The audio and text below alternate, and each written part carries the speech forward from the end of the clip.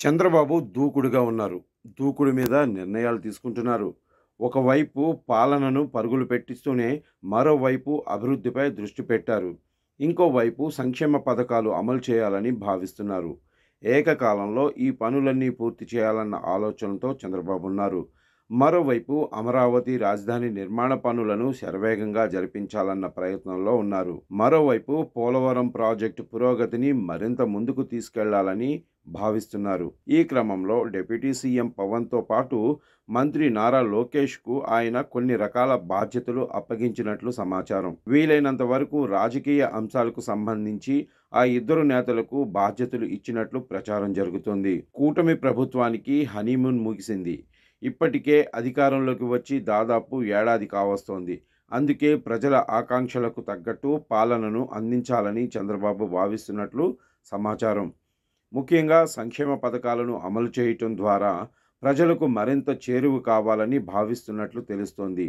ఎట్టి పరిస్థితుల్లో మే నెల నుంచి సంక్షేమ పథకాలు అమలు చేయాలని చూస్తున్నట్లు సమాచారం. నిధుల సమీకరణతో పాటు కేంద్రంతో సమన్వయానికి చంద్రబాబు విలువైన సమయాన్ని కేటాయిస్తారని తెలుస్తుంది. మరోవైపు వైఎస్ఆర్ కాంగ్రెస్ పార్టీ ప్రజల్లోకి బలంగా వచ్చేందుకు ప్రయత్నాలు ముమ్మరం చేస్తోంది.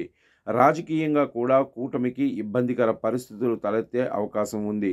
ఇంకోవైపు టీడీపీ జనసేన మధ్య విభేదాలు ప్రారంభమైనట్లు కనిపిస్తున్నాయి.